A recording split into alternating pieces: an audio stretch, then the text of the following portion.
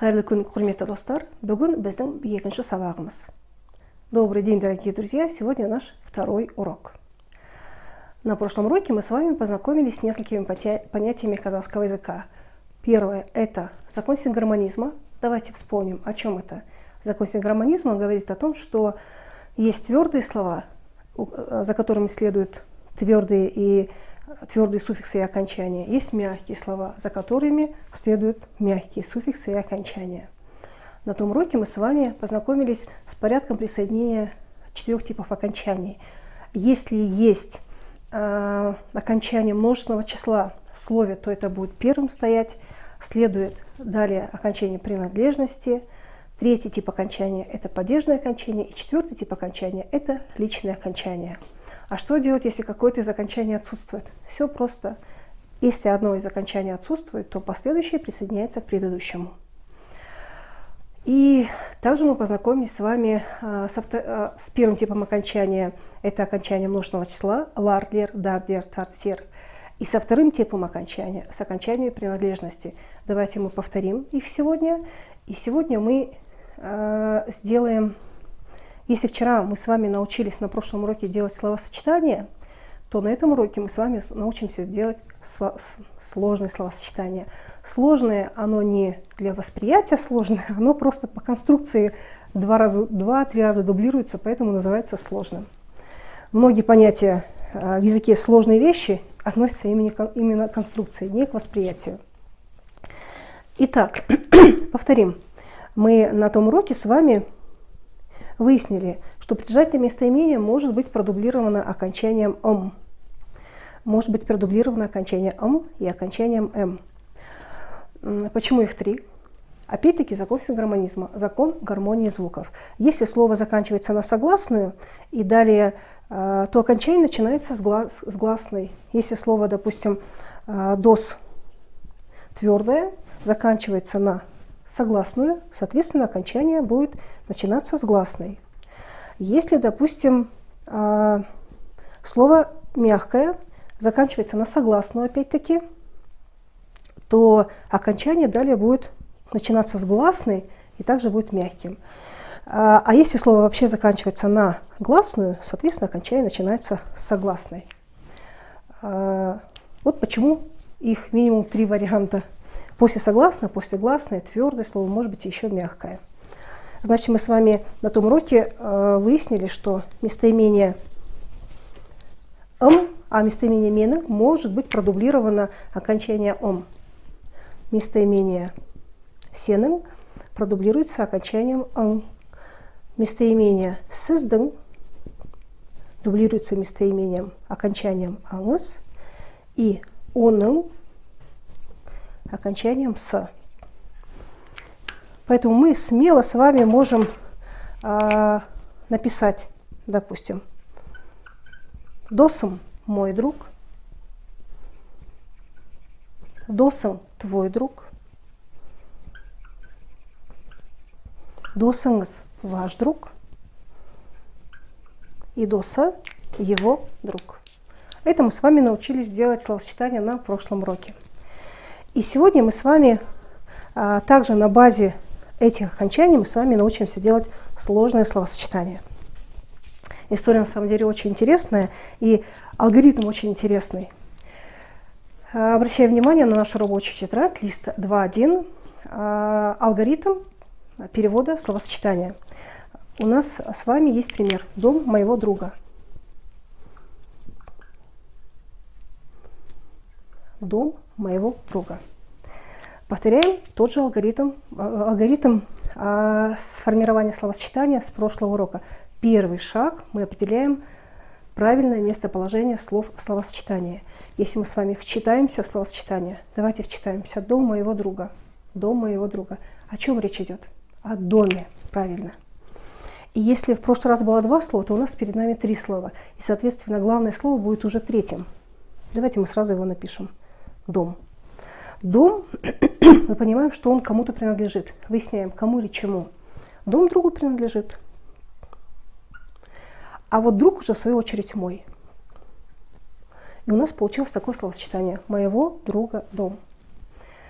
у вас вот в вашей рабочей тетради также написано: в итоге получаем моего друга дом. Теперь мы с вами на прошлом уроке выяснили одну вещь, что словосочетание это всего два слова. Это где два слова, где второе принадлежит первому. Второе принадлежит первому. То есть у нас есть первое слово и второе. Вот это словосочетание, да? И теперь, глядя на вот эти три слова, мы с вами видим два словосочетания. Дело в том, что здесь есть словосочетание «мой друг», первое словосочетание, да? Вот это «мой друг». И второе словосочетание «друга дом». Друга дом. Вот оно, второе словосочетание. И мы опять-таки двигаемся по нашему уже хорошо знакомому алгоритму. Мы переводим первую пару. И первая пара будет переведена «мой друг». Мы с вами знаем хорошо эти окончания. «Мой друг» — это «менің досым». «Менің досым». Первая пара. Вторая пара. Переводим «друга дом». «Достың үйі». Давайте мы перепроверим сами себя. «Менің досым». Если мы посмотрим окончание, то вот это окончание будет соответствовать этому слову. «Менің досым». Да, вполне, потому что если мы его заберем, уберем это слово, то это все равно останется, друг останется все равно моим. Перепроверим вторую пару. Вот окончание третьего лица. А соответствует ли оно вот этому слову? Соответствует. Почему? Потому что «дос», друг, это он. И у нас в таблице есть «мой», «твой», «ваш», «его». То есть мы должны взять слово и подбирать, поставить, куда бы конкретно данное слово, куда оно попадет в данной таблице. «Мой», «твой», «ваш», «его», «наш», «ваш», «ваш», «их». И это слово «дос» попадает в строку, где «его». Соответственно, окончание, мы взяли правильное окончание с той полочки. То есть вот это «а» обозначает, что это его друг. Далее, конструкция, давайте я вот это сотру, чтобы тут вот начеркала, чтобы не было лишних. Далее, принцип построения казахского словосочетания позволяет нам в одном слове, вообще принцип формирования казахского слова позволяет нам иметь в одном слове несколько окончаний. О чем это говорит? О том, что мы можем вот эти два слова связать воединое. Потому что это одно, по сути, одно слово. И у нас получится следующая конструкция. «Менің», давайте вот это сотру, «досымның үйі». Вот мы связали вот это слово «вот», и вот мы его написали один раз. И поставили вот это окончание, вот оно, и это окончание, вот оно. Сейчас я еще на одном примере разберу.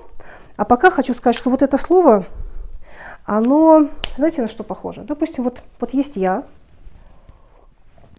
у меня есть мама, у меня есть дочь. Если вот мы втроем бы перед вами сейчас встали, и я бы задала вопрос, вот в первой паре рядом с мамой, кем я являюсь? Я являюсь дочерью. Да, правильно, я дочь. А вот во второй паре рядом со своей дочерью я кем являюсь? Я являюсь мамой. Так вот вопрос, будучи мамой своей дочери, я же в этот момент не перестаю быть дочерью своей мамы. Правильно? И вот я как будто бы являюсь окончанием первой пары и началом второй пары. Так вот это слово точно так же. Вот на этом уровне, вот так, это первая пара «менің досым», а вот так, это вторая пара «досымның үйі». Так, теперь давайте еще один разберем пример. Этот пример, вообще словосочетание мы с вами легко будем формировать, если притяжательные окончания уже хорошо заучены. Учить, самое продуктивное – это учить письменно. Почему? Потому что у человека есть несколько видов памяти. Человек пишет, читает, слышит, видит, держит что-то, то есть физически что-то можно подержать. Так вот, если мы просто учим, повторяя, либо просто прописываем, не проговаривая, то мы лишаем себя одного из восприятий, одного из способов восприятия информации.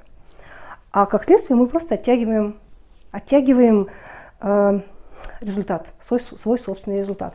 Поэтому, чтобы было эффективно, мы с вами что должны сделать? Мы должны, прописывая, мы еще должны проговаривать. То есть обязательно писать и проговаривать вслух. Хорошо бы, чтобы рядом никого не было.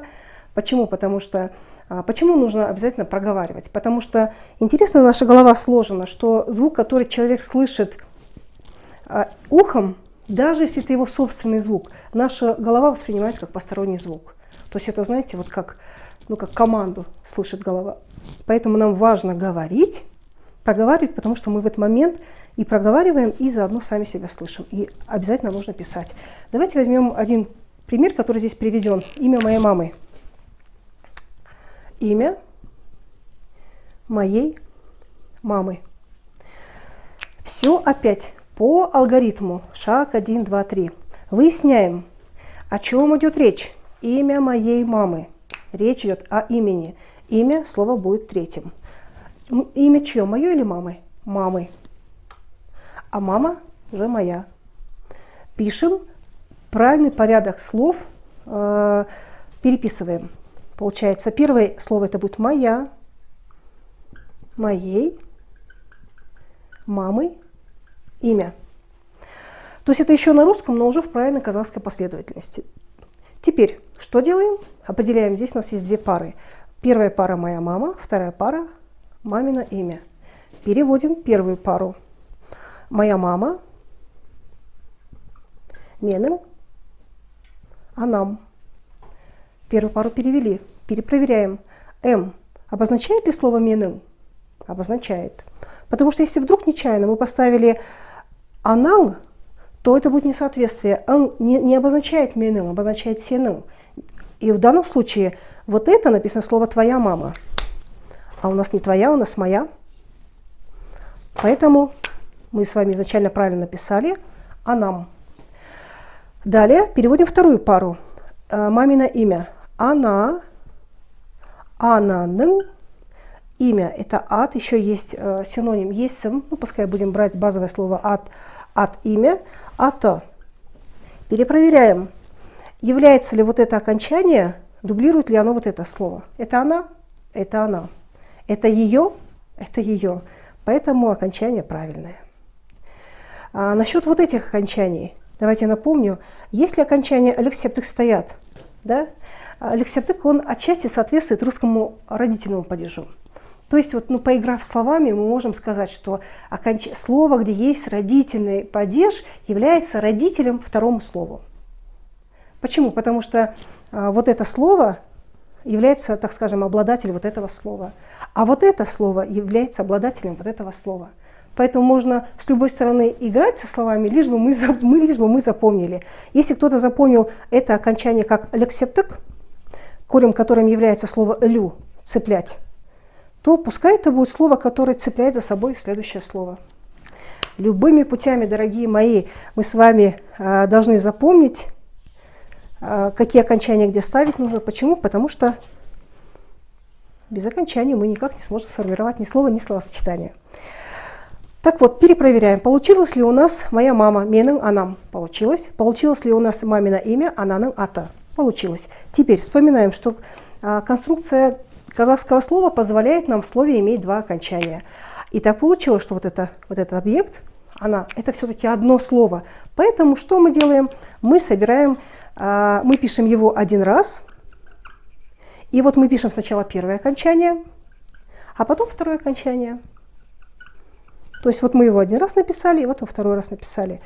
Восстанавливаем менің и ата. И вот перепроверяем. Вот она первая пара, вот она вторая пара. Теперь поставьте на паузу, и перед нами есть еще вот машина твоего брата, дом вашего сына. У нас есть еще несколько примеров. Если запутались, то у вас есть возможность перемотать, да, и посмотреть заново объяснение этого алгоритма. Я очень надеюсь, что вы с первого раза, со второго раза поняли. Но если что-то не клеится, если не запоминается, то этому есть простое объяснение. Дело в том, что данная конструкция отсутствует в грамматике русского языка. Этой конструкции там нет. Поэтому эта конструкция для вас может быть немножко непонятной, некомфортной. Ничего страшного. Мы можем при желании научиться писать левой рукой. Мы, в принципе, умеем писать, мы можем все, но мы не умеем быстро писать. Но если потренироваться, мы можем научиться левой рукой писать.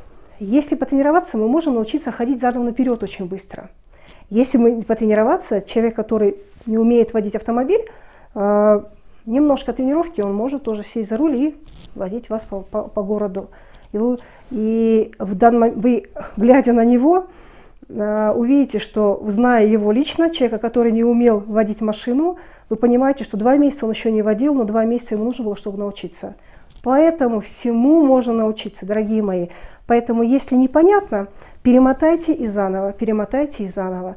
И я вам обещаю, что этот алгоритм, он уложится у вас в голове. Почему? Потому что, повторюсь, эта конструкция не свойственна русскому языку, поэтому она вам может быть не совсем понятна. На